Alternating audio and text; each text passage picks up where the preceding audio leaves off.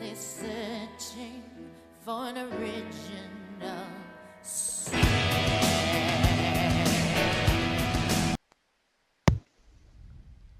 Hello, Hello, hello. how's it going? It's going fine, and oh wow, it sounds like we're actually gonna have clear internet this time. I hope so because we've got this new government official VPN box that seems to work much better than what we've been using before. Wonderful. So, ready to talk about those cards that you're working on? I think we are going to talk about the cards and the book and the posters and all that good stuff. Yeah, I see that you're getting really close to funding already. We're getting there, but we still have a ways to go and definitely are still working very hard to get the word out and get more people to join up.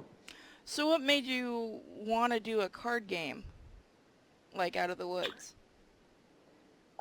So, we've talked before about past projects that the last 10 years I was running a studio here in Shanghai doing full-scale game development for PC, console, and mobile phones. And I've been making games for 25 years since I was 20 years old. So when we shut down Spicy Horse, which was around this time last year, August of 2016, I actually decided to go and take a break for a while. So I spent a lot of time out sailing and traveling. And when I came back to Shanghai, I thought, I don't want to jump right back into making full-scale video games, but I still really enjoy the process of working with artists and telling stories. And so I sat down and decided, see if there was an audience out there for something a little different.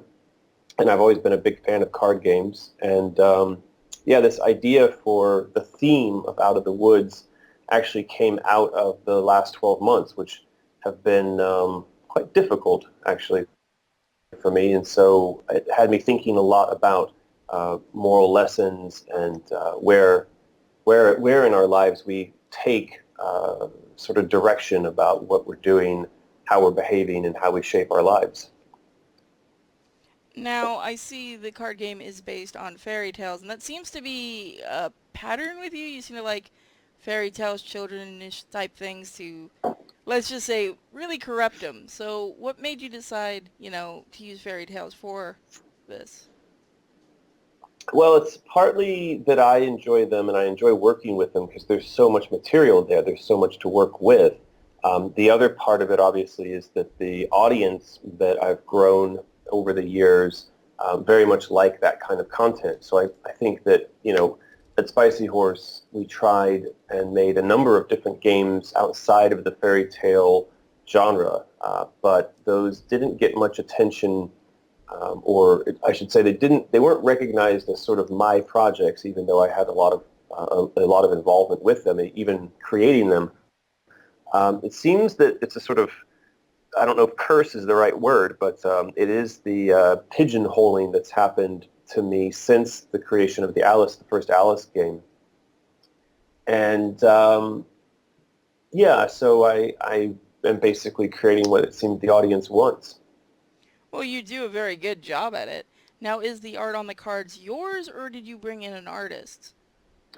We actually have an entire art team. It's one of the reasons why we are running and why we need to run a Kickstarter, because in order to make a card game like this, we have to produce over 65 individual illustrations for the card faces and the card backs. And each one of those illustrations takes somewhere around 7 days to create. And so it ends up being the most labor-intensive and also costly aspect of the project. And so that's why I went to Kickstarter, was so that a team could be hired to produce that artwork at the scale that was necessary for the type of product we're making. Now, are any of the artists from Spicy Horse? Any of the people you've worked with before? Yeah, there are a few actually. So if you look at the rewards on the Kickstarter page, you'll see there's an image we call Red in Wolf and another one called Wolf in Granny. And those two are from an artist that was at Spicy Horse named Joey, and she's along with us on this project as well. That is awesome that you still you still bring in your people to work on it. I really do love the project, and I'm terrible saying that because I still haven't put in my pledge yet, which I plan on doing. Well, you got to get in there and do it. We're missing your support there. You will get my money by the end of the night, I promise. All right. Now, since you had mentioned Alice earlier, and I know you get this question, so I want to put it out there so people won't ask it in the stream, but who should they bother if they want another Alice game? Yeah, I recently wrote a post on my blog that detailed this as much as I could because it is a question that I get, and it actually is a question I get almost daily on YouTube or Twitter. I even joked in the blog post that my dog had learned how to fart this question in Morse code because it comes up so often. And the simple answer is EA own and control the Alice IP. They own the franchise. And so the future of the franchise is wholly decided by EA. So if you want a new Alice game, I think the best thing that we could do to let EA know that would be to tweet at them or go and buy, especially the digital versions of the game from their digital distribution platform, or support my current day projects because I do talk with EA and they are looking at the projects I'm working on now, and they're looking at this crowdfunding campaign in particular, and that has spurred some conversations with them. So I can say that I know they are interested in how this campaign goes, and I can say personally the success of this campaign would allow me to focus some energy on some possibilities there. So for sure, if there are Alice fans out there listening and they want more Alice, please go and back Out of the Woods because that'll put me in a position to more quickly move towards making something new happen with Alice. See, there you go, guys. Let's get this project past its goal. So you didn't Yeah. leave EA on bad terms, because I think we've talked about this in the last interview. A lot of people seem to think that you left with bad terms with them. It sort of wasn't extremely positive. Once we finished the first Alice game, I was told that the team that built the project were going to be reviewed to work on something new, and then they let that team, they just hung them out to dry, and so the team ran out of money and the company died. And I had gone off on an extended vacation to India, and while I was gone, I got word that they had fired my creative partner, R.J. Berg, who was the guy who I wrote the first Alice game with. And so I went back, and they told me I was getting a promotion, and I was going to be fast-tracked to the C-level, executive level of EA. And it was like all these other things just hadn't happened. The firing of my friend and the death of this other team. And I was really upset. And so I let them know that I was upset, and I left. And there was some animosity for some time, at least on my side. I don't think EA cares, much. But of course, some years later, I managed to get back to working with them on Madness Returns, which we developed here in Shanghai with Spicy Horse. And that work experience for me was really good. I think we did a good job on the game, and I think we did a good job on both sides managing the relationship. And these days, the relationship with EA is perfectly fine and healthy. So yeah, as I said, I'm still talking with them, and there's still interest in making something new happen. And I feel pretty confident, especially if we can knock it out of the park with this current Kickstarter, that I'll be in a position to move things forward on Alice. Oh, I know you did the Kickstarter and you ended up doing Alice Otherlands.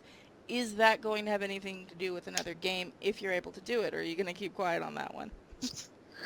Well, Alice Otherlands, so the Alice property, the legal property, the rights to the property, what we'd call the intellectual property, it's a little bit unusual because at some point, 10 plus years ago, a lawyer at EA made the decision to sell the film rights to an outside group. And so it means that Alice is actually split in half and owned by two separate companies. EA owned and controlled the game rights, and then a company called Abandon Entertainment own and control the film rights. And so for Alice Otherlands, we were able to crowdsource or crowdfund that project, which was mainly geared towards getting an option on the film rights. That is, we purchased the right to work with the film rights for a certain amount of time, and that also gave us the ability to create some merchandise and the animations, which were sort of the rewards that we provided to the backers for helping us get our hands on the option.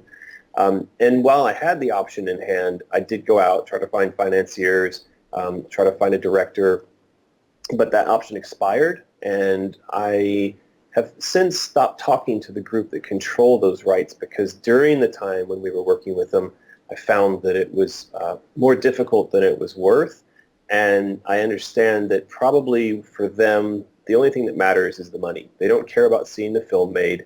They don't care about the fans. They don't care about my love of the project. They don't care about the directors that I brought forth who said they wanted to make this thing happen. They only care that they're paid, and that then would transfer the rights to somebody who's going to make the film. So until I have the full amount of money in hand required to outright purchase those rights, which is $500,000, I don't really have any. I don't have any desire to go back and talk to them. Well, let's hope someday you can buy the film rights, because I'd like to see a film get made eventually. I remember hearing, oh, what was it? Back when I was in high school, they were talking about some actress had signed on and wanted to take over doing the film, and then it just seemed to go absolutely silent after that, and I can't even remember who the actress was. There are, well, that was Sarah Michelle Gellar probably, but Yeah, that there've was been a it. number, yeah, there've been a number of high-profile people attached to the project over the course of its life as a film. Early on, there was a writer named John August, and then there was a director, Wes Craven, who I think a lot of people know from his Oh, Nightmare. Yeah, and so I spent a lot of time working with the two of them, and the film rights at that time were purchased by the Weinstein brothers, which is at that time was Miramax Films. Now I think they just call themselves Weinstein Films. And it seemed like we had a lot of traction. It seemed like we had a good team together. And then, as happens, the producers who were attached to it at the time just kept getting in the way, and they slowed things down to the point that everyone else got busy working on other stuff, and it sort of fell by the wayside. And then that same pattern repeated itself a number of times, where people who were interested and who were capable of getting it made attached themselves, various studios attached themselves, and then the producers would kind of get in the way and mess stuff up. And so this is one of the kind of bad sides in Hollywood also, is that the longer a film goes on being sort of taken around town, the more people attach their name to the project, and it's something called drag-along rights, and it's literally like you've got people who are attached to your car, and that you have to drag down the freeway wherever the rights are going, even if they're not of use to the project any longer. And so now, 10 years on, there's just tons of dead bodies attached to the rights, which means that to get the film made, not only does somebody have to pay the $500,000 to purchase the rights from the guys who are squatting on them, but the production costs would have this automatic payout to this long list of people who would bring no value and would do nothing for the property or the development of the property today. And yet that's how Hollywood works. So yeah, I continue trying to find somebody who's interested in accepting all of that. now if you ever did get to make a movie, would you do it as an animation or as a live action? I think for sure the expectation is it would be a live action. And I think, animation these days can be quite cool. And obviously we get films like, they're live action, but, everything you're looking at is essentially animated. And there's been some pretty cool examples of that recently. And I imagine it would be the same with an Alice film, where we'd have a mix of live action with CG sets and set pieces. Mm. I think that'd be cool. Or like the old style of doing it with the props and stuff, that might be really cool. An old throwback type of thing. That could be cool as well. Yeah, it's hard to say. It really depends on the director. So, like, one of the directors I've been talking with out here in China is this guy known as Shu Ke in Mandarin, or Sweetheart in Cantonese. But he's been making films for 30 years, and he's really well known for doing sort of kung fu action films, and then in recent years he's made a lot of sort of magical action films. And he knows how to do this sort of proper mix of CG and real set pieces. And he's a big Alice fan, so there's a good chance that we still might make something work with him. Ooh. Yuko Valis Sword asked, I'm curious about your feelings of your series Grimm. I quite like the Grim game, and actually I'm doing another live stream later in the week, and the person that I'm going to be talking with has been playing the Grim series from front to back, and it's been really hilarious to watch those games being played. A lot of the content in there I had forgotten, and just sort of the setup of the levels and the way we did the game design and how we told the stories and things like that. And just seeing it still being played, I mean, that's 10 years or 8 years ago, or 9 years ago when we released that game. It's, it's about as good as we could do given the amount of money we had and the structure of the deal, where we had to release the first piece of content 12 months after the deal was signed. And that was also 12 months after the day that I opened a new studio in Shanghai and had to hire an entire team and build up an entire production pipeline. So given all the challenges that we faced, to me, it's quite amazing to see that it was made and that it still holds up to some degree. Would you ever do another Grimm game if given the chance? Yeah, for sure. I think there are a lot of people out there who like Grimm a lot. I think that the mechanic of turning things from light to dark is quite interesting. And I think there's a lot more we could have done with that if we'd had more time. Yeah, there's not really been anybody who's come along and said, make more of this. So, it's not the kind of thing that's easy to go out there and try to convince people they want. A lot of time people with money will just come to you and say, we decided we want this, let's make this happen. That's usually the easiest way to go. Well, I think the entire chat can all say, we want it. Yeah, it's great. I mean, I know a lot of people like Grimm. I know obviously a lot of people loved Alice and want more of that. All I can say is that I'd imagine there's a greater chance of something happening with Alice. And again, the Kickstarter that's going on right now, I think the success of that would help me to make that process move forward faster. So, all of the Alice fans out there, please go and check out the Kickstarter. Also, if you scroll down the page, you'll see at the bottom, I put together this massive, 350 megabyte package of design materials and animatics from the development of Alice Madness Returns. And so for everyone who backs the Kickstarter campaign, that is going to go out to them as a freebie for having backed. So there's an incentive in there for Alice fans to go and get behind this project. Oh, I saw that. That actually looked really cool, and that's a great thing to add on. I think it's really awesome that you're doing that. Yeah, it's a lot of fun content. I had a lot of fun going through this hard drive with all the project materials on them and sorting everything and putting everything together for people. So I think people that are big fans of the property will really enjoy that stuff. So Spaghetti God is asking, will Alice Madness ever return to Steam since it's been removed from the store? Yeah, that's really a question for EA, but I understand why they removed it. It was making a tremendous amount of money on Steam, and we knew that because there was someone who'd put together a tool that pulled the sales data from Steam and let everyone see just how much different games were making. And so we saw that the Alice game was making a lot of money on Steam, and when we went to ask EA about that, I think somehow it triggered them to realize that this thing was generating a lot of cash flow, and hey, why don't we have that on our own platform instead of over there on Steam, where of course they would have to give away 30% of that income. So as far as I understand it, it's not going to come back to Steam because EA have their own digital platform and they want people to go over there and use that. So it's true, EA is allergic to money. It's not necessarily allergic to money. It's just that I think from the outside sometimes it would appear that sort of their internal strategies, don't always make the most sense. If you were looking at it from a pure sort of today cash flow perspective. Obviously, what they're looking at is a long-term perspective where they're willing to sacrifice that cash flow today in the hopes that they can build up the digital platform for tomorrow. Now let's get back to the card game, because I know that's what we're all here to talk about. If it gets funded beyond the point it's at right now, is there a chance for maybe a digital, like, card game version of it in the future? Where people might be Yeah, able for to play sure. it online with each other? Yeah, for sure. I still have contact with a lot of the guys from the old team, and several of them have said they'd be willing to help make a phone or digital version of the card game or some extension to it.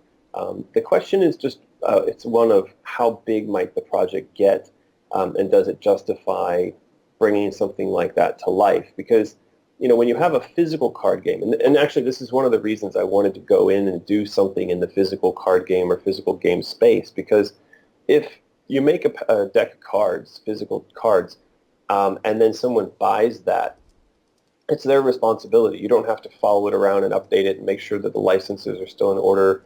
You don't have to provide tech support to it and make sure that it works on their latest table. But when you make a digital game, you're committing to years of technical support, making sure that it continues to run on all the latest devices, managing, comments in the App Store, things like that. So we have to see that the product is big enough to warrant that sort of ongoing investment. See, I remember the last time you were on, you said you never wanted to make a mobile game again, and that kind of makes me laugh, but that's what you're talking about now? Yeah, well, I still don't have any really strong desire to do that. So again, it really would have to be a question of scale, something that, Out of the Woods as a property becomes really, really big, and then someone else takes control of that and manages it. For me personally, no, I'm not interested in that. But if the property grew to be big enough, there might be a reason for someone else to take on that responsibility. Now, if the card game gets funded, are you going to be looking at, like, hobby shops and comic shops and stuff to carry them, or are you going to be hiring a company that's going to be taking care of all that? Yeah, for sure. The distributors that we're working with, the manufacturer's last distributor, it's called Ad Magic. They are the ones who did the manufacturing for like Cards Against Humanity, and they also did the manufacturing for Exploding Kittens. They've shown around what we're doing for Out of the Woods, and they said that they have interest from some major retailers in the U.S. who, if the campaign is successful, those retailers would like to put the products on shelves in their stores. And I think also we'd probably see them on Amazon. And then, of course, I have my own online shop where we sell physical goods that's called Mysterious. So mysterious.americanmcgee.com. And, we'll try to get it. We'll try to get it out there as much as we can into as many places as we can. Now, mentioning Mysterious, how did you come up with Mysterious, your shop, and the products for it? Well, that was a kind of collaboration between myself and my fiance. Congratulations, by the way. Thank you. She is a fashion designer, and we started talking about this some years ago. That if we combined her skills as a fashion designer with the audience that I have and the aesthetic from the games, we could probably produce stuff that people would find kind of interesting. And so the very first thing we did as a sort of test was called the Vorpal purse. I'm sorry, the Vorpal bag. And we sort of took some cues from the Alice games and created this really nice leather bag. And it sold out immediately. We sold 200 of them in like 2 weeks, I think. And from there, we just kept adding stuff into the shop. So these days, we have wallets, we have purses, we've got art prints, we've got all kinds of collectibles. And of course, if we're successful with this Kickstarter, we would start adding games and things like that into it as well. Now, do you ever think we might get an Alice expansion to the card game if it gets popular enough? That, again, it's a question for EA. And I don't know what their idea would be about something like that. When I've talked to them about licensing Alice for standalone use in the past, they've asked for ridiculous sums of money. Well, it is Part evil. of the reason, well, it's not just, like unreasoned greed that drives this. I've had it explained to me before. I had it explained to me when I worked at EA, and so I do understand it. At EA, there's a legal department, and the legal department are the ones whose job it is to generate the contracts and the licenses that would allow for someone to use a property that EA owns and controls. Well, the legal department is just like any other division within EA. They have to show that they as a department can turn a profit, that they can pay for their existence. And so they do that by way of license fees and also in the structure of the deals that they create. So the legal department at EA, they kind of have an internal rule. They cannot sit down to draft up a contract unless there is a license fee of X dollars in there. There's got to be something in it for them. And it makes perfect sense because you're looking at a team of people who have an overhead and they cost money. And so, to go and approach any large company like that with the expectation that you could sort of get something for free or that you didn't have to pay the license fee up front, it's quite difficult. Of course, there are times when companies like that will do things that look like charity or they'll just do something to be really kind. But this, I think, isn't one of those cases because, so it's a property they know has a great value to it. And so even when it's me going to talk to them, they're still going to apply this notion that, they need to justify their time spent on doing something like that. That's understandable. Let's Yeah, see. it makes sense. Let's hope eventually, though, that something like that does get to happen because that would actually be really cool with the card game. Yeah, I mean, and there's a part of me feels kind of bad for EA because a lot of my friends still work there, and I talk to them about this kind of stuff, and I'll say to them, there's a really poor public perception of how EA deals with former developers or with, studios that they've acquired or with properties that the fans love and yet seem to sit and do nothing and collect dust. And they get it, but at the same time, it's these intricacies of running a massive publicly traded company that trip them up. Even when they themselves as individuals have the best intentions, they too love the properties, they too love the games. They can find themselves caught in something like I just described to you. Wouldn't it be cute if they let me put Alice into this card game? They all think the answer is yes. That would be awesome. We'd love to see you do something like that. It would look really good for EA. It would be great PR for us. It would help us gauge the interest that there is in another Alice game. But then when they turn around and they go and talk about it internally, someone will say, well, how are we paying for this? If someone doesn't say that and a department continues to lose money because it can't justify its expenses, those people will be fired. So it's like we can sit here and say, oh, they're being greedy or, oh, they're terrible. A lot of times, it's really good people. They want to do the right thing. It's just the circumstances don't always allow it. See, guys, we can put the whole EA being the most evil company to rest now. They're There you only go. half evil. So we've got some questions for you. Let's Yep. see. What was the worst disaster you faced when making one of your games? Ask Eco Vallis. The worst momentary disaster that I can recall from way, way back when I think we were working on Doom 2 or on Quake was we all used Next machines, which are Unix-based, and I was in a terminal window, and I wasn't really clear on where I was in terms of directory or network location, and I issued a command to wipe out my project folder because I was going to grab a new version, and I wiped out this folder, and then I started hearing people from all around the office screaming because it turned out that I had wiped out the work folder, Oh the no. primary work folder. Yeah, so like all of our source code, everything was deleted, and we did have backups, but everyone lost a couple of hours of work, and so that wasn't good. Um, and then there was another time here in Shanghai where I went into the office really early in the morning. I tend to get up and go to work very early. And when I walked into the studio, and this was right in the middle of development on Alice Madness Returns, so we had a deadline. We had I think we had some sort of deliverable due, and I walked into the office, and it was like walking into the set of a ghost movie, like a horror film, because all the computers were like blinking and whirring and trying to start up, and then closing down again, and whirring and trying to start up, and then closing down again. All the lights were blinking. It was really bizarre. But it turns out someone had stolen the electric wiring out on the street, and it's three-phase, very heavy electrical cabling. They'd stolen one of the phase wires, so that meant that our building was only getting two-phase of the three-phase power, which explained why the power wasn't really working properly. And so anyway, that closed us down for 3 days while the city had to come out and run new wiring along the street to get power restored to our office. And those 3 days were really terrible because we couldn't, we had 80 plus people working in the studio. We couldn't do anything with them.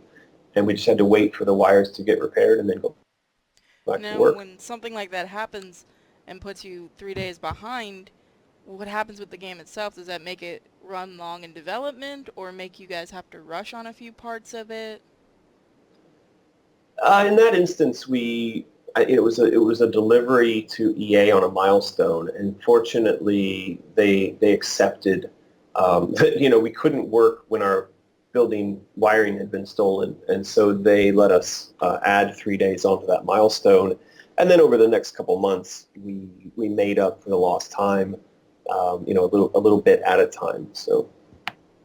Better question, what was their reaction at EA when you told them that? Did they... Because that's like the weirdest reason. It's like just so uncommon. I mean, I think the feeling was, well, you guys are in China, and we don't know what goes on in China. Is that normal? And so they let it go. Now, if you opened up another studio, would you open it in China, or would you open it somewhere else in the world? Because I know you like to travel a lot. Yeah, I mean, I quite like China, but I wouldn't open it again in Shanghai because Shanghai has become incredibly expensive since I moved here 11 years ago. It used to be that the cost for, let's say, a 3D artist, somebody who makes 3D models, that person used to cost about 3,000 RMB per month, which is about 500 US per month. And that person living on 500 US per month could actually live a very comfortable and happy life. That same person now, you might need to pay something like 20,000 RMB per month, and they're not going to live a very comfortable life on that. They're going to have to be in a household, either still living with their parents or sharing with their partner, their mate, where both of them are making that kind of money, and they're going to have to live somewhere on the outskirts of the city. It's just, the economics of Shanghai have become really, really insane. So if I were to start another studio, I would go out to Western China.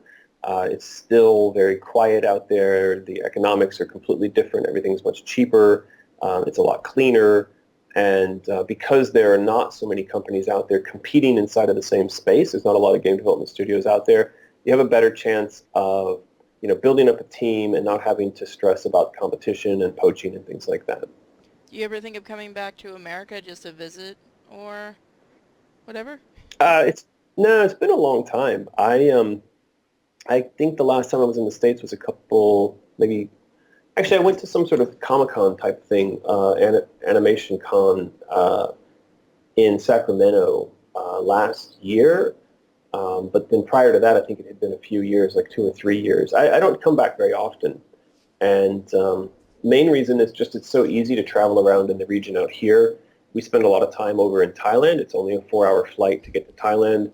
And we like to go over there for sailing and diving and things like that. So if you give me the choice between going to Thailand for sailing and diving or flying 12 hours to get back to the States, I'm always going to choose going to Thailand to relax. And so I just don't get back that often. Are you ever going to do another Pirate Jam? Yeah, I'm hoping that we'll do a Pirate Jam again early next year, so maybe February or March of 2018.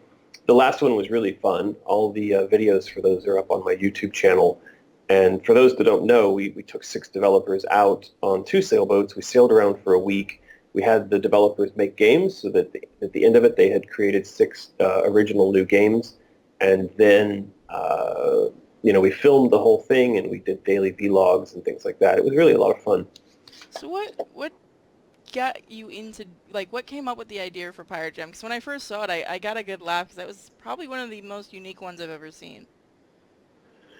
Well, a lot of it just had to do with the fact that I have a sailboat out in Thailand. We go sailing quite often. I like the lifestyle. It's very low impact in terms of environmental, and it's also very low cost. Once you're on a boat, almost all your power is coming from the sun, and all your movement is coming from the wind. And I had this idea that as a game development, sort of floating game development platform, a sailboat could be quite interesting, and I wanted to test that theory out. And so that was where this came from. It was like, well, why not get a bunch of developers to come out and live on some sailboats for a while and see how that works out. And what's quite interesting for me is that life on a sailboat is very much, it revolves around sort of cycles of day and night and the tides, around the winds. And there are times of day where you wouldn't want to work, whether you're sailing, or maybe it's, the sun's going down and you don't have enough power. So what happens is you end up getting sort of a very dense 5 hours per day of work time, and then the rest of the time is devoted to moving the boat or, exploring or eating or swimming or whatever. And what we found was those 5 hours were more efficient and resulted in better output than sort of your typical 8-hour day inside of an office environment. And the guys, everyone who participated reported on the same effect, which was because they only spent 5 hours a day working, their brain had all the rest of the time while they were swimming and hiking and whatever to think about the problems that were facing them in their projects. And when they came back the next day in that 5 hours, they had already figured everything out. So the 5 hours was really efficient. And then they start the whole cycle all over again. So we actually discovered some pretty interesting things about development time usage during that trip. Now, with your love of boats and sailing and stuff, would you ever incorporate that in one of your games if you made more games? I don't know. I've never really thought about making a sort of a sailing game, though. Just I think it might be interesting. Yeah, it might be. Yeah, I hadn't really thought about it. I mean, during that jam, everybody had a theme um, of an impermanence as the theme, and we did have one of the guys did make a game that revolved around pirate treasure and sailing, but it wasn't because we had said to him that he needed to work that on that theme. Now, for those that might want to try out any of the games, are they available, and where are they available for people to go and download them? Yeah, you just go to pirate-jam.com, and you will find all the games, links to all of the videos, and more details related to the project. And also there's a way that people can sign up for the next Pirate Jam if they happen to be game developers and want to come join us for some fun in Thailand. Oh, I know a couple of game developers that might sign up the second you put it up. I might become a game developer just to do it. Go for it. It's interesting these days that the game engines out there like Unity and Game Maker. There are plenty of stories of people who had zero game development experience and who picked up those engines, and after a couple months of self-learning, so watching YouTube videos, tutorials, knew enough about using the engine to build games, and then some of those games went off and became relatively successful. So the barrier to entry now is quite low, and I always encourage anybody out there who's interested in making games to stop thinking about it. Don't think about school. Just grab the Unity engine, watch some YouTube videos and just do it. Oh, I've kind of been tinkering with something, but I'm not going to say anything yet. There you go. Now, IceCat is asking, what happened with the Oz game? Or the Oz project? Well, yeah, there have been two Oz projects. The first one was called America McGee's Oz, and that was something we tried to get made way back when. I think I was living in Los Angeles at the time, so that would have been something like 15 years ago. And we got the project picked up, and it was in development, and it was being funded by Atari, and then they ran out of money. Atari ran out of money. So um, we had to kill the project, and then no one else ever wanted to pick it up again. So it just died. And then a couple years ago, here in Shanghai, I ran a Kickstarter for a thing called Zombie, and that didn't succeed. There were a lot of problems with the way we presented the Kickstarter. I think the probably largest, most visible problem being the name of the project. So people took zombie in that title to mean like brain-eating, shambling, sort of Day of the Dead type of zombies, when in fact the meaning had more to do with people who are thoughtless and do not control their own minds. Anyway, so it failed. And since then, I've not really thought about it that much. Yeah, I kind of feel like I've taken my stab at Oz a few times, and I doesn't feel like it wants to happen. So That's a shame. Oz could be something that could... Well, I mean, the books were already kind of dark, if I remember properly. yeah, there's a lot of really cool content in there. I mean, there's amazing characters, amazing sets, locations. There's a lot of really interesting stuff going on. It just feels like somehow I've not been very lucky with it as a creator, and I don't know, am I cursed, or have I just picked the wrong time and the wrong way to do it?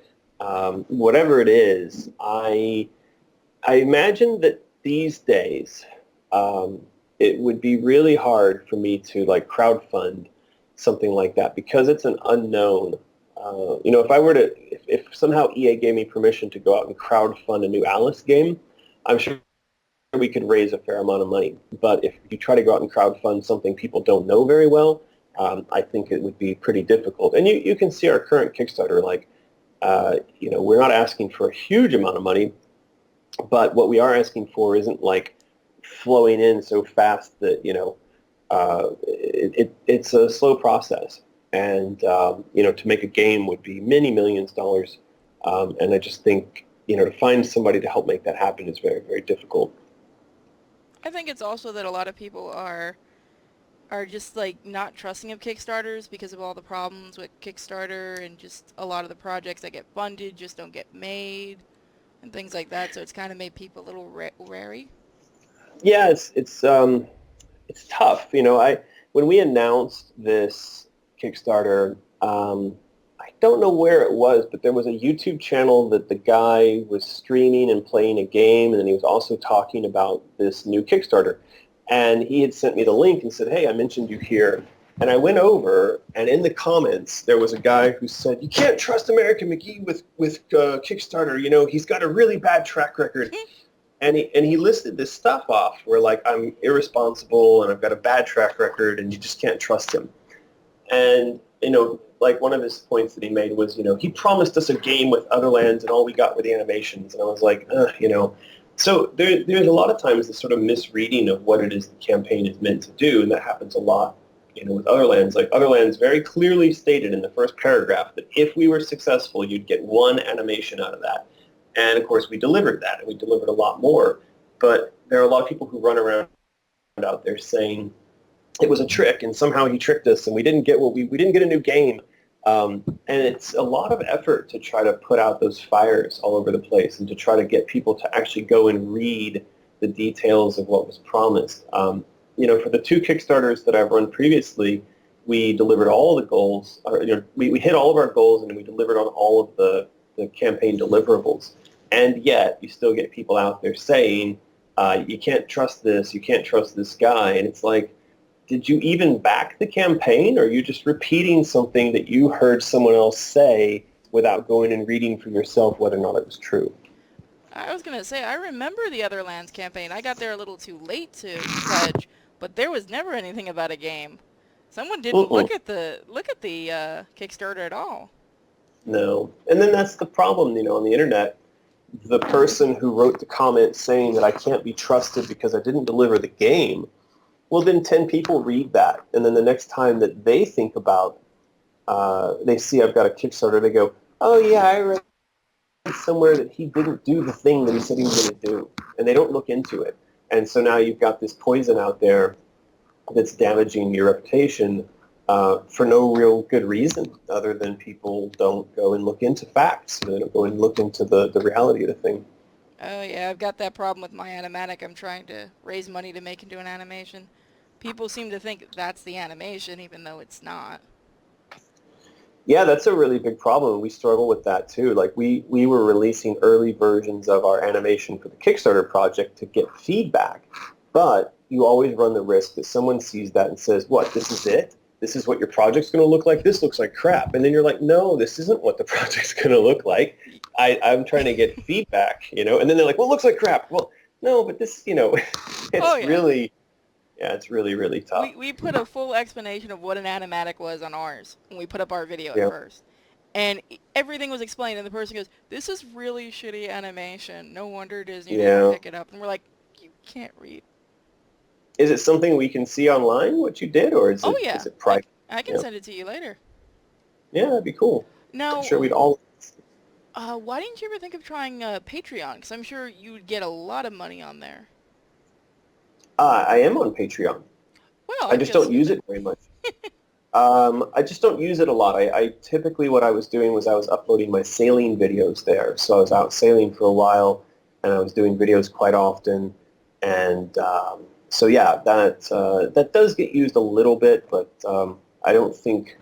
I think I might make like $50 per video or something. I don't remember what it's. I don't know what it's set up, but there's a couple of people still backing, and from time to time I'll throw my vlogs or something up there. But I don't think I've only ever actually charged those backers like once or twice, and so yeah, I haven't. I don't really take that very seriously. I probably should. I probably should do more with it. Yeah, I mean, you could probably offer like some of the stuff from Out of the Woods on your Patreon, and people might support it too that way. That's what How we would that do. work? Like, you can offer artwork per month, updates on the project, like unique, like you know how you're offering the Alice stuff? Hmm. You can offer that because that's what we do for our Patreon. For my Patreon, is we offer like they can request art, or we give them the first look at the animations when we're working on them and things like that, so that they can also give feedback and they'll actually understand it's a work in progress. I see. I see. Yeah, I'll have to look into it. It's so much effort right now going into the Kickstarter, and then when I'm not focused on that, there's a lot of effort that goes into our online shop that we were talking about earlier. So I probably should though figure out if there's something more we could do with Patreon. Yeah, if you need any help with that, I can help you with the whole Patreon thing. That'd be cool. I'll let you know. So let's get some more questions. Okay, Braden, I'm sorry if I said your name wrong, asked, will your card game be region-based or worldwide? So at the moment, it's only in English. We're not doing translations yet. We do have a stretch goal in the campaign to provide translations to French, Italian, German, and Spanish if we hit that stretch goal. I had this come up yesterday with a backer. He was French, and he was saying, why aren't you presenting the full game and the book and everything in French? And I went and looked at the campaign, and as of yesterday, we had exactly 50 backers from France out of 1,800 or something like that. The big issue is that you can't produce things at the level of quality we're doing. We cannot produce them in such small numbers. Like to go and to do a print run of 1,000 books, you can get a factory to do that, and the cost will be somewhat reasonable. But when you try to do a print run of only 50 or 100 books, you suddenly start, they'll do it maybe, but they're going to want like $30 or $40 per book at that scale. So you have to order in large quantities, and unless the demand is there, we can't justify ordering in those quantities. So I said to that guy, look, go and find us 1,000 French backers, and for sure I'll make everything in French as well as English. He hasn't responded yet, but I'm hoping that he'll come back with 1,000 French backers. Well, I've got to spread my word to my artists and friends in Italy and get them to back this. Maybe Yeah, we get an exactly. Italian version. It would Now, be. I mean, we like making that kind of stuff. I like seeing international versions of the work. And we had a Japanese version of the art of Alice Madness Returns, but that only happened because when we had the English version of that book, it went to the number one best-selling English language book in Japan for 2 weeks. wow. And that was enough of an indication for the publisher, Dark Horse Books, to realize there's a massive audience here for this. We should be making this in Japanese. And so they issued a Japanese print, and that book did really, really well. So, it's supply and demand, right? There's got to be enough of an audience there to justify making the thing. Now, to make it clear, those in other countries can still order the English one for the card game.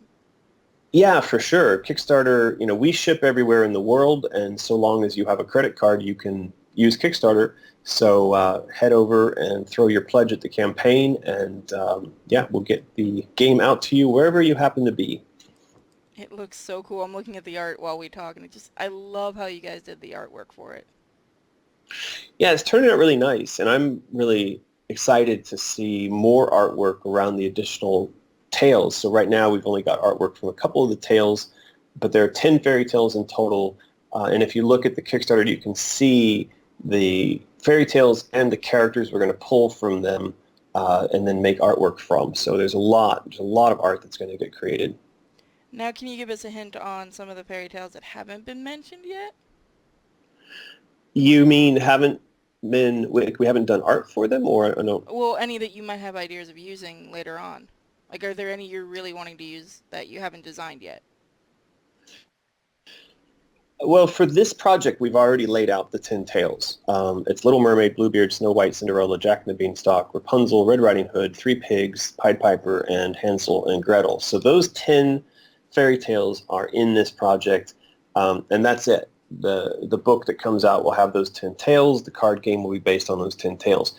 If this is successful, I would really like to do Out of the Woods 2, say next year, and we would then look at another 10 fairy tales, and we would take them apart for their moral lessons, and then we would also adapt them into a tabletop game.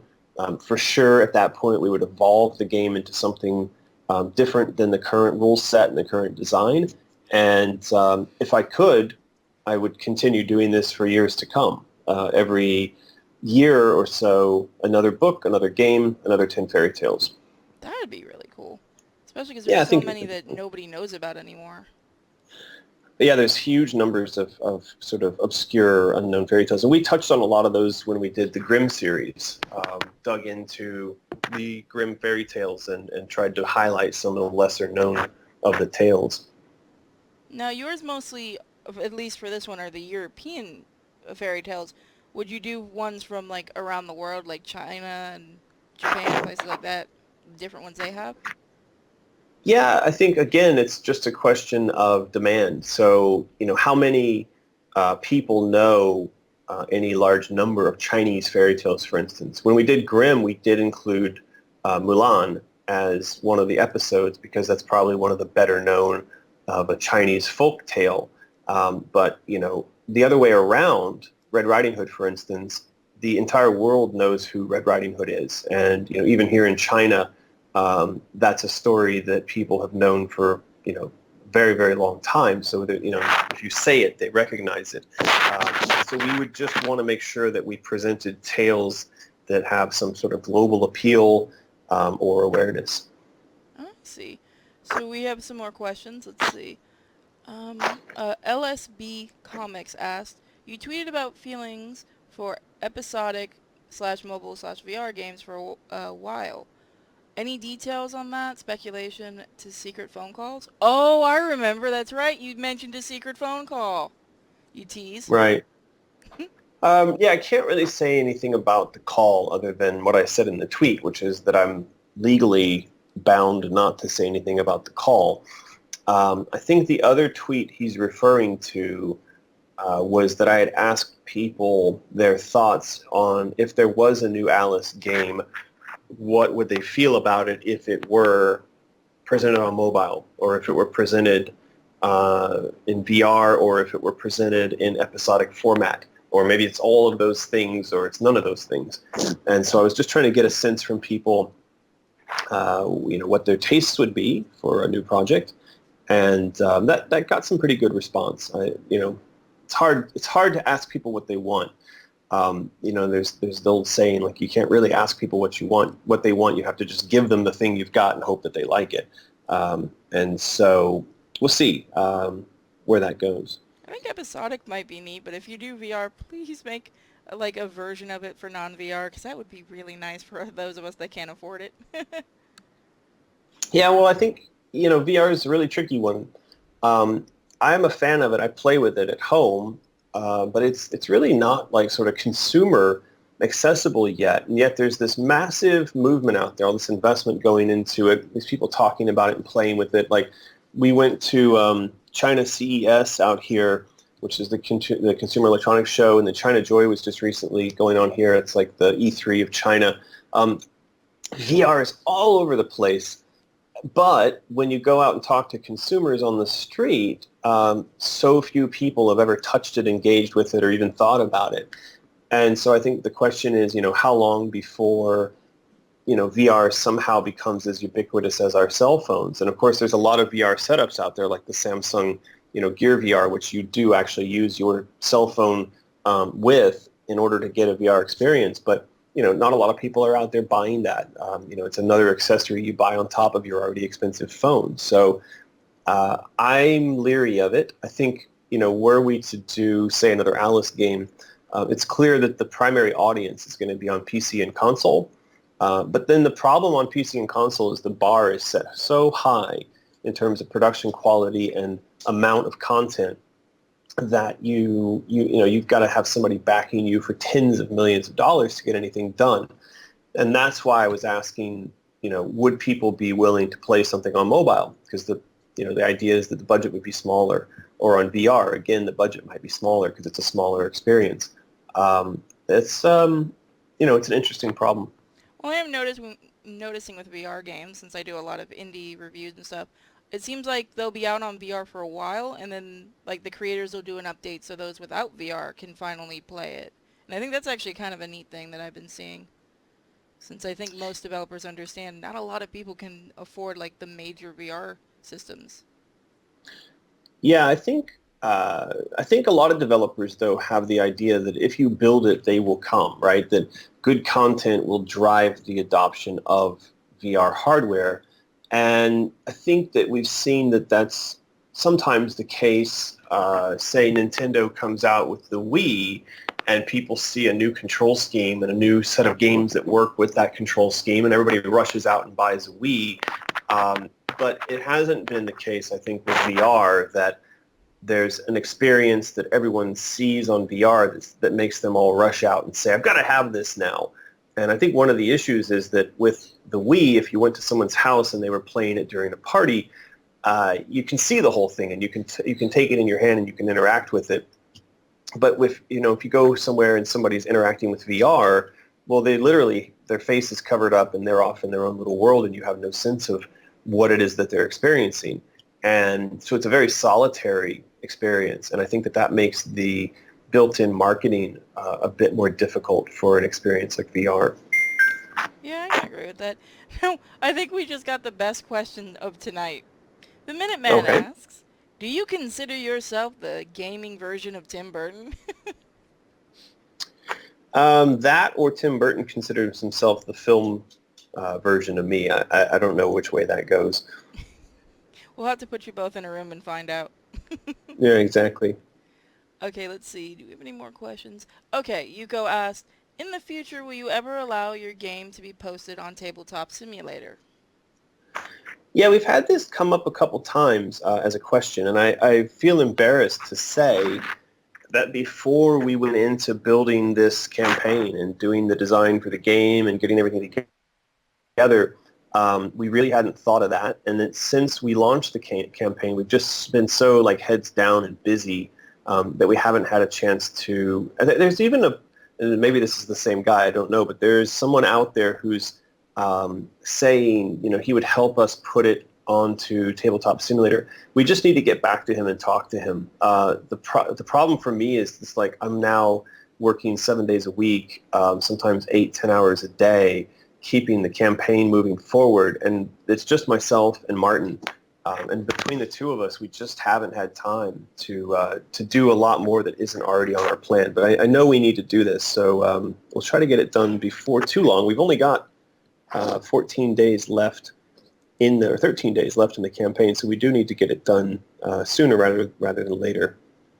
See, I think that would be a nice, like maybe a demo of it on Tabletop Simulator when, when this is finished, so that it might bring in more people if you guys do manage to get funded. And even if you don't, if you end up I'm doing sorry. putting like a demo of this on Tabletop Simulator so that people can try it. Yeah, I understand. That seems to be the thing that people want, is they would like it on the simulator now so they could try it.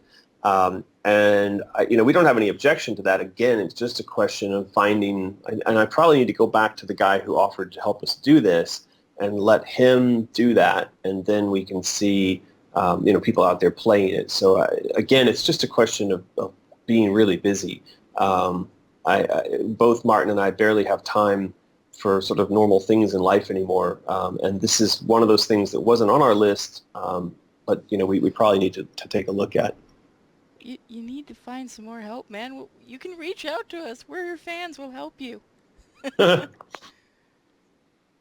See, people are saying it would attract a lot of people. Now, we do have a question from Twitch, and this is the weirdest question we've gotten tonight. Tatsu asked, what mythical animal do you wish was real? I suppose I wouldn't mind having the goose that lays golden eggs, and then I could just take that off to an island somewhere and have a never-ending supply of golden eggs to finance my my retirement. I think we would all like that. Let's see. I know somebody had asked one. Okay. Somebody asked, how do you make a good story with fairy tales mixed with horror? Oh, I don't know. I mean, I've done some really bad stories and I've done some good stories. And so I don't think that there's some sort of magic formula. I think it's just a question of, constantly trying. That's sort of one of the reasons I like to come back to fairy tales, is that I've played around with them and worked with them well, enough that I know them fairly well. And then it gives me a sense of, what I might do with any new project and how I might twist those stories. I think, with most things, it's all about practice. The more you spend doing a thing, the better you get at it. So I would say that if a person is out there thinking about telling stories, writing, or presenting stories in games, the key is to just start doing it and then keep doing it.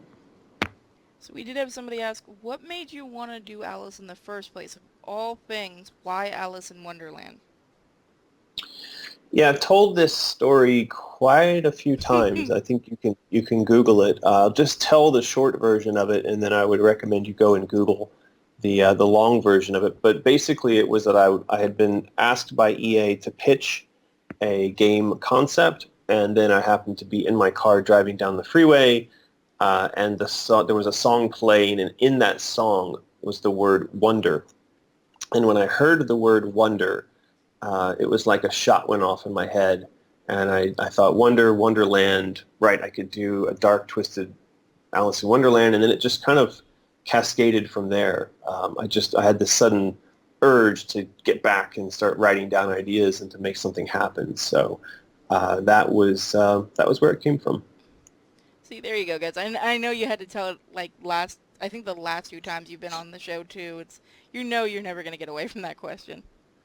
I should probably just change the answer every time I tell the story, because no one's, it's not like there's a proper record being kept out there and that people know. So if every time the question came up, I just made up a new and wacky story. Like I was riding a jet ski and there was another person on a jet ski in front of me with the word wonder tattooed across his back. And I just thought, right, I need to do a jet ski powered Alice in Wonderland. But then I realized jet ski games weren't that popular, so I decided to do something of a goth nature, and then people would think that was real, Just make it more and more grand each time you tell the story. Yeah, each time I tell the story, it's like something new and more crazy. So for the Out of the Woods card game, what made you pick the name Out of the Woods? So it's a reference to the idea that life is a journey through the woods. Existence is the woods, and along that path, we are going to encounter obstacles. And in the context of fairy tales, oftentimes those obstacles are like, the wolves, or the wolf that Red Riding Hood encounters. And the kind of theme of this is that um, I'm hoping that the fairy tales, we can talk about the lessons, the moral lessons contained in them, especially the more painful, graphic, and brutal lessons, and sort of explore how those lessons might help you and me and everyone who reads this to better navigate, not only to try to avoid when those obstacles might come up, but also to understand how to cope with the fallout from any particular obstacle, because bad things are going to happen. People that we care about are going to die, or friends that we trust are going to betray us. And I think that what is contained in fairy tales is often also what we find contained in religion, and that is a code, a series of warnings that then form a code for how better to live life and avoid or deal with those kinds of issues. And so Out of the Woods is literally how might we travel that path, and how might we eventually exit the woods of life, having sustained the least amount of damage. Deep. Now, I noticed one of the add-ons is a coloring book. How did you guys come up with that? We just had people start asking for it. They saw the artwork, especially they saw the black and white line art that was being done early on, and several of the people following the progress said, if you guys make a coloring book, I'll grab it. And we thought, well, yeah, I mean, we've got the artwork and we have the printing capability, so let's see about doing this. So yeah, we threw the coloring book in there, and it seems to be quite popular, actually. It is a really neat idea. I don't think I've seen many other Kickstarters that had a coloring book to it, and I'm not gonna lie, I kind of want to color now. Yeah, it's funny. I mean, as I understand it, coloring books for adults have become quite popular in recent years, and a lot of people talk about sort of the therapeutic effect of working inside of a coloring book. And I get that. I respect that. I think that, any sort of hobby or task, be it cooking or playing a musical instrument or coloring in a coloring book, that can help you to kind of slow your brain down and focus on something, is good for us. And that, more of those kind of activities are better, especially when so many people get so wrapped up in the interactive experience of what's going on their phones. I think that kind of phone activity, constant chatting and checking and web browsing and whatnot, is not a healthy distraction. I think it's actually quite detrimental. And so things like coloring books, or just reading a book, I think, or playing a card game, I think all those things better serve sort of the healthy side of meditative activity for us. Now for the most important question. Are the crayons included? No, they're Oh, not.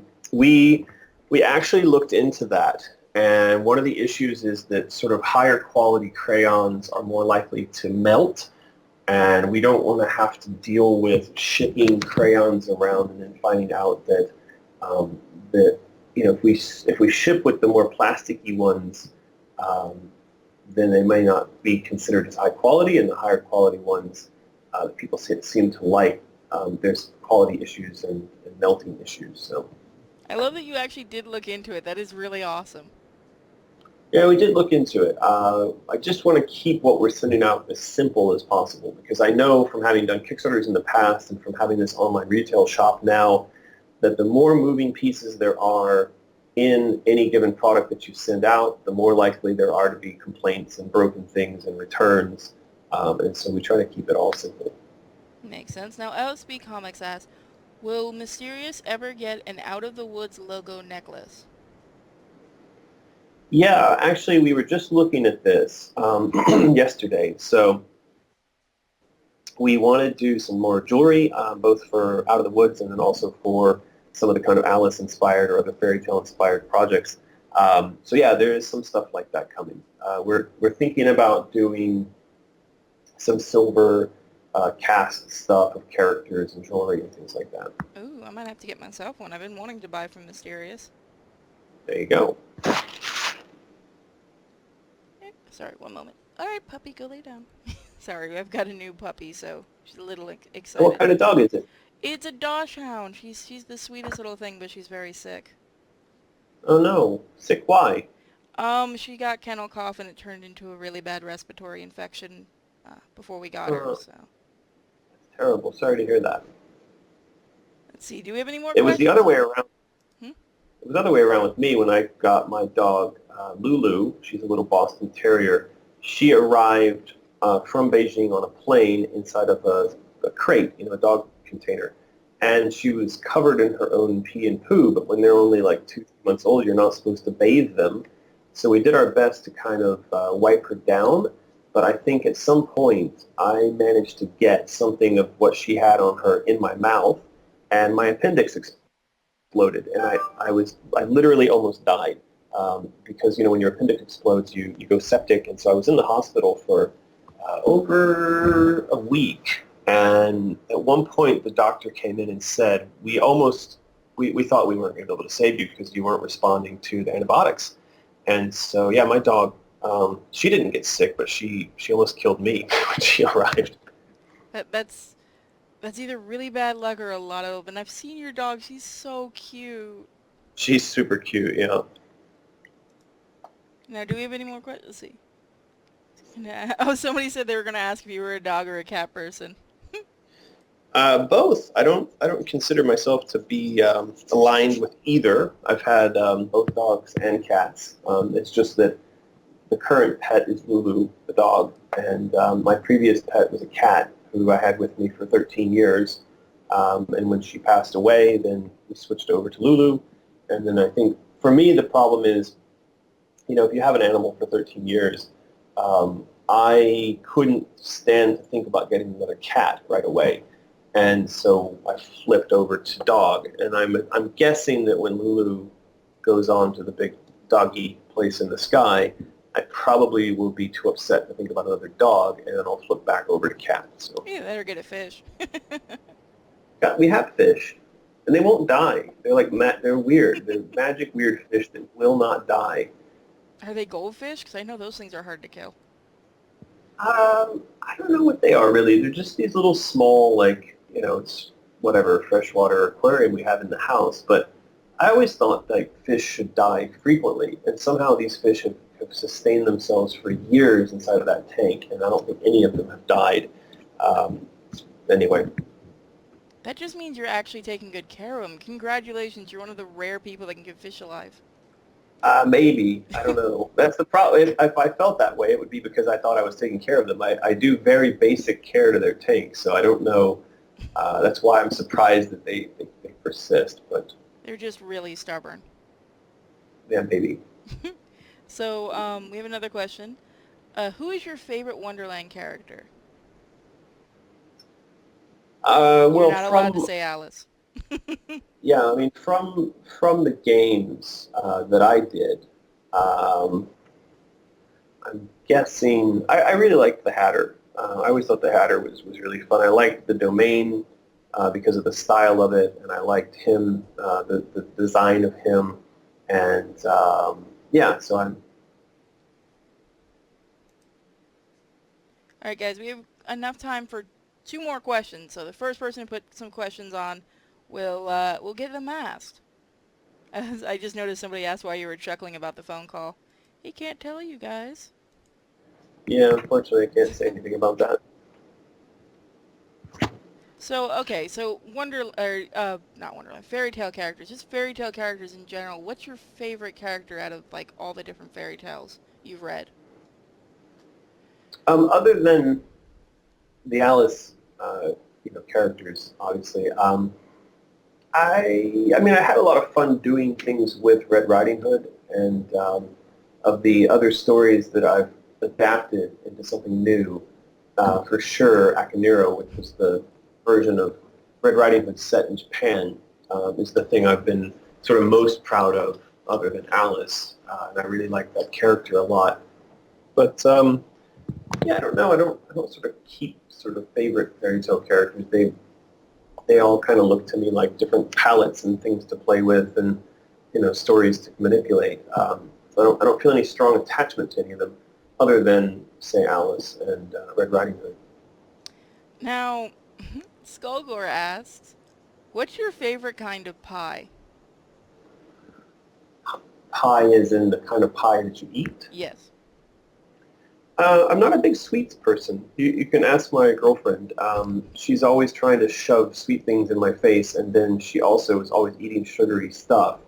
And I don't really eat sugary stuff that much, so can't really say. Chocolate, I guess. I mean, it's pretty boring, but anything chocolate is okay with me. Yeah, I'm with you on that. Chocolate's always good. Yeah. They're asking if there's ever a second Out of the Woods. Would you put Peter and the Wolf? I don't know that that's in the public domain. I'd have to look that up. I quite like Peter and the Wolf, but I think it's owned by somebody. I know Disney did a version of it, but I don't think they own it. So Peter and the Wolf can be removed from the public domain. You go look this up. It's not in the public domain. Oh, that's a shame. Yeah, you have to be. This is something that it's one of those things that when you're spending time adapting fairy tales, you have to be very careful about. So Peter and the Wolf is an interesting one because it was one which was in the public domain and then was taken out of the public domain. So that's one of the reasons why I wouldn't touch that, because I'd get sued. So how do things get taken out of the public domain? Is it because a company will make something with it? It appears that in this case, it has to do with the fact that it's of foreign origin, and that the foreign copyright law the owners demanded that the U.S. recognize the foreign copyright, whereas in the U.S. things should fall into the public domain some years after their creation, whereas in some foreign places, foreign countries, public domain law doesn't work that way. And so there was apparently a Supreme Court decision that said that if a property is of foreign origin in a place where public domain doesn't function the same as it does in the States, that people in the States should respect the ownership, even if in the U.S. it would have gone into public domain. So there's all kinds of Google stuff on it that I think people could go and read. Huh. See, I always thought the whole public domain thing was like a worldwide universal thing. That's actually kind of interesting. Well, no, because rights aren't worldwide any more than our personal rights aren't worldwide. They're based on the jurisdiction in which you live, or in which the property was created. So it'd sort of be like if you murdered somebody in China, you shouldn't expect that you're going to be taken care of via U.S. law because you're in foreign soil. Same as if a U.S. company invents something, they don't necessarily have copyright protection or any sort of legal protection for the property in China unless they register in China. And thus bootlegs were born. There you go. It's pretty interesting. Okay, so the final question is, market and copyright aside, if you could make a sequel to any of your games, which would it be? Well, I mean, right now I'd like to do another Alice. I do have ideas for it. I want to go back in time to when she was in the asylum and she's younger, and do a sort of Alice Asylum days, which would be primarily puzzle-driven, not maybe so heavily focused on action. And so that's something I've been thinking about, something I've been talking about. If it weren't that, actually I see that there's this massive community of people out there who are still building levels for Quake, and I feel like it would be really fun to do an old school shooter in the Quake style, and sort of build a team around that and put a product together. But right now it's all about the Kickstarter. It's all about Out of the Woods. That's the new thing. And like I said before, the new thing, the success of that definitely helps me to work on whatever might come next. And I'm hopeful that whatever comes next would be Alice. So, if you do end up getting to make another Alice game, are you going to build another team? And if so, any ideas on what the name of the new team might be? No idea. But everything right now that I'm doing is under Mysterious. Mysterious is a U.S. company. It's a Delaware LLC. It's surprising to me that no one had taken that, like that there was not a company out there called Mysterious Inc. And yet it was just sitting there. So when I went to name the new company, I found Mysterious was just sitting there. I thought, right, well, that's waiting there for me. So if there's a new team and there's anything else that happens in the future, it would be through that vehicle. Oh, I think Mysterious would actually be a really cool name for the company. Especially because you could do something, if it's another Alice game, with the logo with the Cheshire Cat or something. Yeah, exactly. Well, Mysterious is the new company. It already exists. So the question is just what new game project might that company work on in the future? And right now I just don't know other than Out of the Woods. So again, if you want new video games from me, please go over to Kickstarter and support the new tabletop game from me. Yeah, again, guys, if you want to, I'm going to put a link in the chat, and then I'll put one up when this is up tomorrow. Go over there and throw some money at him. Let's get this thing funded. It deserves to be funded. I'm going to go do that right after we're done. But I want That would be awesome. thank you so much for coming on. It's been awesome, especially because this time we're not disconnecting every few seconds. Yeah, really. That was such Yeah, well, it's been really fun. I really appreciate you having me on. And yeah, I hope we can do this again soon. Same here. And you know what? You're always free to come on whenever you have a project, or heck, if this does make it on tabletop, I demand you come on and play it with me.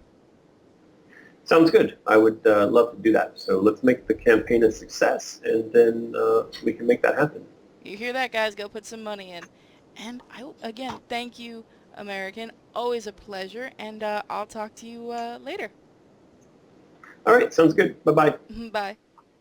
Alright, guys, that was American McGee. And as always, he is absolutely awesome.